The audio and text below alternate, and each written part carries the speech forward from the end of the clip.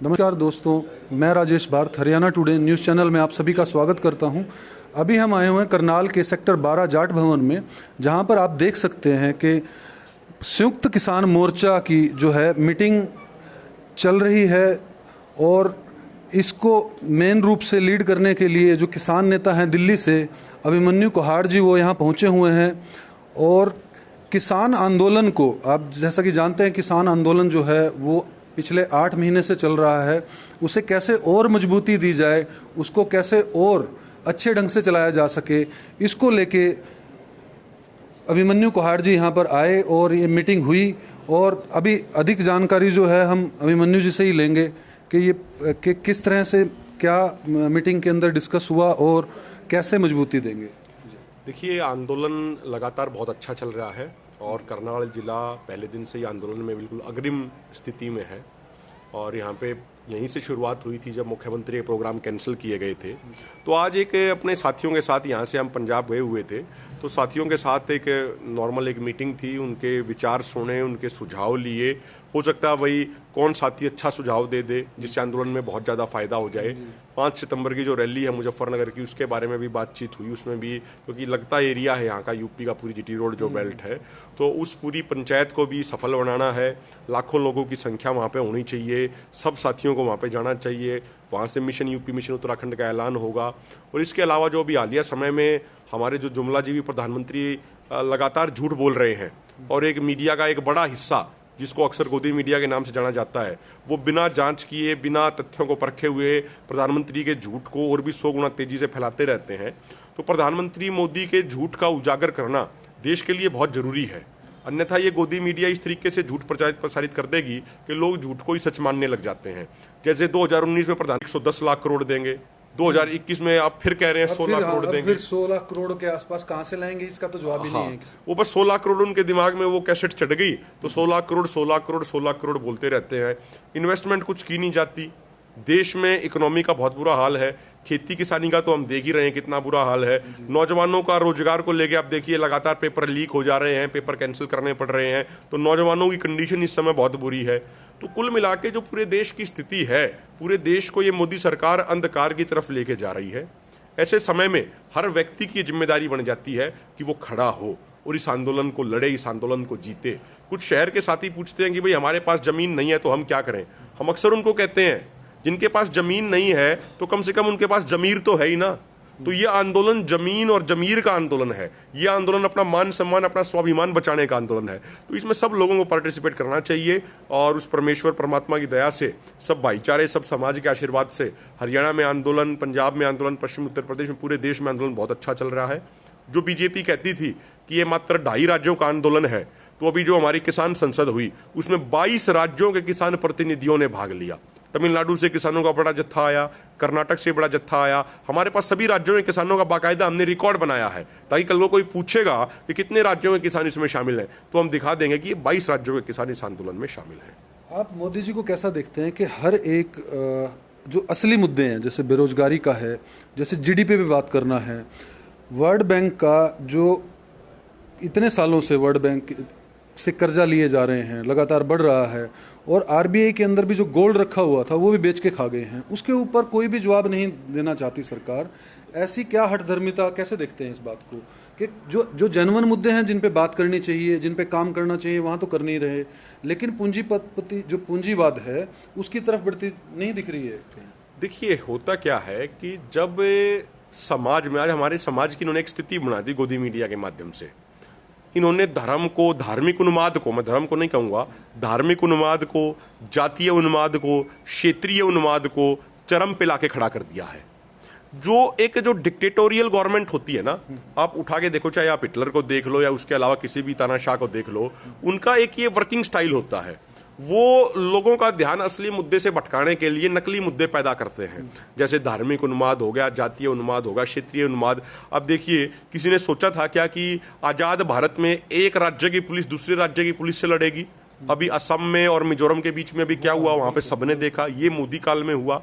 अब देखिए, इसके अलावा धर्म के नाम पे इतनी सारी वीडियोज़ आ रही हैं। अभी जंतर मंतर पे, हमारे देश एक सेक्युलर देश है, एक यहाँ पे धर्मनिरपेक्ष देश है, यहाँ पे सभी धर्मों का बराबर सम्मान है। गांधी जी कहते थे सर्व धर्म संभाव, लेकिन जंतर मंतर पे दिल्ली के अंदर, दिल्ली के दिल में एक धर्म विशेष के खिलाफ इस तरीके की गलत नारेबाजी की जाती है, लोगों को जाति के आधार पे बांटा जाता है। ये आंदोलन किसान का आंदोलन है, लेकिन बीजेपी वाले जानबूझ के इसका झूठा प्रचार करते हैं कि भाई सिर्फ एक जाति विशेष का ये आंदोलन है ताकि जातियों को आपस में लड़वा सकें।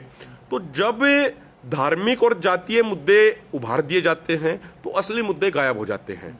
हमारे नौजवानों को ये समझना चाहिए। अमित शाह बार बार नारे लगाते हैं कि हिंदू धर्म खतरे में आ गया, लेकिन उनका बेटा जो जय शाह है वो अच्छा हट्टा कट्टा है, मोटा ताजा है। अगर अमित शाह इस बात का जवाब दें कि यदि धर्म सच में खतरे में आ गया तो सबसे पहले धर्म की रक्षा में अपने बेटे को लगाए ना, जय शाह को। लेकिन जय शाह पता नहीं कौन सा बिजनेस करता है कि एक साल में 16,000 गुना प्रॉपर्टी बढ़ा लेता है। ऐसा कौन सा बिजनेस है भाई, जरा पूरे देश को भी बता दो।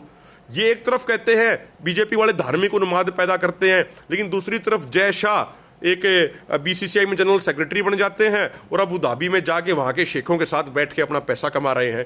तो ये चीज़ें हमारे नौजवान पीढ़ी को समझनी पड़ेगी। ये उनको समझना पड़ेगा कि कोई धर्म खतरे में नहीं आया है, कोई जाति खतरे में नहीं आई है, इन राजनेताओं की कुर्सी खतरे में आती है। इसीलिए जिन बच्चों के हाथ में कलम, किताब, रोजगार होने चाहिए, उन बच्चों के हाथ में तलवारें पकड़ा के उनको धार्मिक उन्मादी बनाया जा रहा है। आप पूरी दुनिया को उठा के देख लीजिए, जहां भी धार्मिक उन्माद बढ़ा है वहां पे समाज का विनाश हुआ है। और जो व्यक्ति जिस धर्म की कट्टरता की बात करता है, असल में वो उस धर्म का फायदा नहीं कर रहा होता, असल में उस धर्म का नुकसान कर रहा होता है। ये चीजें नौजवानों को, किसानों को, सबको, भाईचारे को समझनी पड़ेंगी, तभी इनका समाधान हो पाएगा। अभी जो नेक्स्ट ईयर जो है यूपी के अंदर चुनाव है, उसके अंदर अभी किसान जो है और मजदूर, क्योंकि अभी किसान, पहले किसान आंदोलन था, अभी किसान मजदूर एकता ला दी गई है, तो इसको यूपी का जो चुनाव अभी है नेक्स्ट ईयर, इसको कैसे देखते हैं कि योगी का क्या हाल होने वाला है वहाँ पर? देखिए, इस समय आप देखिए सिसोली गांव में एक बीजेपी के विधायक उमेश मलिक जाते हैं और वहाँ पे किसानों ने किस तरीके से उनका विरोध किया। तो उससे पहले भी एक मैं आपको यूपी की घटना बताऊं, इससे अब ज़्यादा बेइज्जती बीजेपी वालों की और क्या होगी कि एक आदमी किसी बीजेपी के नेता के घर अपना शादी का कार्ड दिया आया, उसके परिवार में कोई शादी थी, लेकिन उसके बाद किसान संगठन ऐलान करते हैं कि भाई कोई भी अपने पारिवारिक कार्यक्रमों में या सामाजिक कार्यक्रमों में बीजेपी वाले नेताओं को नहीं बुलाएगा। तो वो व्यक्ति 2 दिन के बाद 10-15 लोगों को इकट्ठा करके उस बीजेपी नेता के घर जाते हैं, एक बड़ा बीजेपी नेता है, और कहते हैं कि भाई हमारा भाईचारा नहीं चाहता कि आप हमारी शादी में आओ, इसलिए हमारा शादी का कार्ड उल्टा दे दो, और शादी का कार्ड उल्टा लेके आ गया।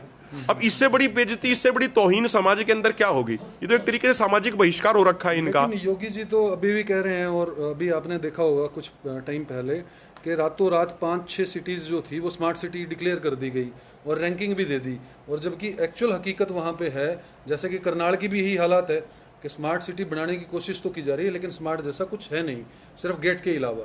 तो इसको कैसे देखते हैं कि ये रातों रात ग्रेडिंग कैसे मिल जाती है, और क्या ये राजनीतिक सफुगा ही है, एक तरह से सगुफा बोलते हैं? देखिए, स्मार्ट सिटी बनाने वाले भी वही हैं, उनको सर्टिफिकेट देने वाले, तो सब कुछ इन्हीं के हाथ में है, कुछ भी कर लो। कहते तो ये भी थे ये कि यूपी में काशी को क्योटो बना देंगे। आज बनारस का क्या हाल है? क्या गंगा साफ हो गई? नहीं हुई है, गंगा में गंदगी और ज्यादा बढ़ गई। बहुत सारी रिपोर्ट हमारे सामने है। तो कहने को तो कुछ भी थे कि प्रधानमंत्री है वो जुमलाजीवी प्रधानमंत्री हैं। वो कुछ साल पहले कहते थे कि किसानों की आय दोगुनी करेंगे 2022 तक। अब 2022 नजदीक आ गया और देखा किसानों की आय नहीं, किसानों की आत्महत्या दोगुनी हो गई, तो अब उस नारे को बोलना छोड़ दिया है। अब प्रधानमंत्री ने लाल किले की प्राचीर से एक नया नारा दे दिया कि छोटा किसान बनेगा देश की शान। अब 2-3 साल तक ये कोशिश करेंगे कि समाज को इस पे बरगलाया जाए, समाज को इस पे भ्रमित किया जाए, बहकाया जाए। जब डेट नज़दीक आ जाएगी डिलीवर करने की, परिणाम देने की, उस समय कोई नया जुमला छोड़ देंगे। तो ये कुछ कर ले, स्मार्ट सिटी का नारा दे लें या कुछ भी दे लें, बात स्मार्ट सिटी से नहीं बनेगी। आप लोगों को रोजगार दीजिए। अगर लोगों के लिए रोजगार नहीं है तो क्या करेंगे स्मार्ट सिटी का? जब लोगों के पास खाने के लिए कुछ नहीं है, लोगों के लिए इंपॉर्टेंट चीज ये है, सरसों के तेल की कीमत दुगने से भी ज्यादा होगी, उसका जवाब कौन देगा? और आप देखिए, मैं एक छोटी सी बात आपको बताऊं, सरकार एक तैयारी कर रही है। ये हमारे गरीब भाइयों को, हमारे मजदूर भाइयों को ये समझना चाहिए, हमारे दलित भाइयों को, कि जब से मोदी सरकार आई है तब से एफसीआई के ऊपर कर्जा 4 गुना से अधिक बढ़ गया। 2014 में कर्जा था 90,000 करोड़ रुपया, जनवरी 2021 में होगा 4,09,000 करोड़ रुपया। क्योंकि इन्होंने बजट में जो अलॉटमेंट होती थी एफसीआई के लिए फूड सब्सिडी के नाम पे, वो अलॉटमेंट इन्होंने बंद कर दी। अब ये किसी भी कंपनी को बेचने से पहले उस कंपनी को घाटे में दिखाते हैं, कर्जे में दिखाते हैं, फिर उसको बेच देते हैं। तो ये एफसीआई को बेचने की तैयारी चल रही है, और यदि एफसीआई बिक गई तो जो पीडीएस के माध्यम से हमारे गरीब भाइयों को 2 रुपए किलो अनाज मिलता था, वो अनाज मिलना भी ये बंद कर देंगे। तो इसीलिए ये लड़ाई सबकी साझी लड़ाई है और सबको मिलजुल के लड़नी चाहिए। जब भी ये सरकार जो है, केंद्र सरकार हर मोर्चे पे विफल हो चुकी है, तो मोदी साहब को नैतिकता के आधार पे इस्तीफा दे देना चाहिए। तो ऐसा क्यों नहीं कर पा रहे हैं? क्या इतनी बेशर्मी आ गई है प्रधानमंत्री के अंदर कि वो देख नहीं रहा कि हर मौके पे विफल है, हर जगह विफल है, कोई इनके प्रोजेक्ट पूरे नहीं हुए। सिर्फ कांग्रेस राज में जो प्रोजेक्ट चल रहे थे उनके फीते ही काटे हैं इन्होंने, लगभग ऐसा हुआ। देखिए, अगर नैतिकता की उम्मीद इन बीजेपी आरएसएस के लोगों से करना तो बेईमानी होगा। इनमें अगर थोड़ी बहुत भी नैतिकता होती तो अब तक ये किसानों की मांगों को पूरा कर चुके होते और किसान आंदोलन भी समाप्त हो चुका होता। भाई किसान, एक बात बताइए मुझे, किसान जिन कानूनों को नहीं चाहते, सरकार कह रही नहीं भाई हम तो 3 कानून देके आपका भला करेंगे, मतलब जबरदस्ती का भला करना चाहते हैं। जिन आईएएस अधिकारियों ने कभी खेती नहीं की, जो एसी के कंक्रीट के जंगलों में बैठ के दिल्ली में नीतियां बनाते हैं, जो ईख का जवार का फर्क नहीं बता सकते, जिन्होंने खेत में कभी कस्सी नहीं चलाई, जिन्होंने खेत में कभी ट्रैक्टर नहीं चलाया, जिन्होंने कभी अपना लामड़ी नहीं करी, तो वो लोग बता रहे हैं कि खेती का फायदा किन चीज़ों से होगा। तो इस सरकार से नैतिकता की उम्मीद करना तो बेईमानी होगा। जब आज़ादी का आंदोलन चल रहा था 1942 में, भारत छोड़ो आंदोलन चल रहा था, उस समय बीजेपी वालों के पूर्वज आरएसएस के लोग ये अंग्रेजों की गुलामी कर रहे थे, अंग्रेजों के तलवे चाट रहे थे। तो ऐसे लोगों से उम्मीद करना कोई ठीक नहीं है। हमें लड़ना पड़ेगा और निश्चित तौर पे हम लड़ रहे हैं और आंदोलन को जीतेंगे। हरियाणा टुडे के माध्यम से आप सरकार को क्या चेताना चाहेंगे? देखिए, सरकार का भला इसी बात में है कि सरकार किसानों की मांगों को जल्द से जल्द पूरा कर दे, अन्यथा बीजेपी आरएसएस का चेहरा और भी ज़्यादा उजागर होता जाएगा, उनके चेहरे का पर्दाफाश होता जाएगा। अब शुरुआत में देखिए, इस आंदोलन को शुरू होने से पहले विपक्षी पार्टी भी नाकाम थी, वो बीजेपी का विरोध कर ही नहीं पा रही थी। कोई आवाज़ उठाता था तो उसको उठा के जेल में ठूस दिया जाता था बीजेपी द्वारा। लेकिन इस किसान आंदोलन ने इतना मजबूती से जब ये आंदोलन खड़ा हुआ तो अन्य वर्गों को भी हौसला आया, अन्य वर्गों के अंदर भी हिम्मत आई और वो भी अपनी आवाज़ बुलंद करना शुरू कर चुके हैं। तो ये आंदोलन एक तरीके से बीजेपी के लिए व्यापक खतरे की घंटी है, और यदि बीजेपी वालों में थोड़ी बहुत बुद्धि बची है तो इनको इस आंदोलन की सभी मांगों को पूरा करना चाहिए, अन्यथा आने वाले समय में ये बीजेपी के सांसद, बीजेपी के विधायक हमेशा के लिए भूतपूर्व विधायक और सांसद बन के रह जाएंगे। धन्यवाद। अभी हमने अभिमन्यु जी से बात की, उन्होंने बताया कि किस कारण से मीटिंग की है यहाँ पर, और आने वाले समय में किसान आंदोलन को और मजबूत किया जाएगा, और नैतिकता की उम्मीद तो प्रधानमंत्री जी से ना ही की जाए, क्योंकि सरकार हर मौके पर और हर जगह विफल हुई है और अलग ही दुनिया में जी रही है, और आने वाला समय ही बताएगा क्या होगा। इस वीडियो में इतना ही। मैं राजेश भारत, हरियाणा टुडे, करनाल।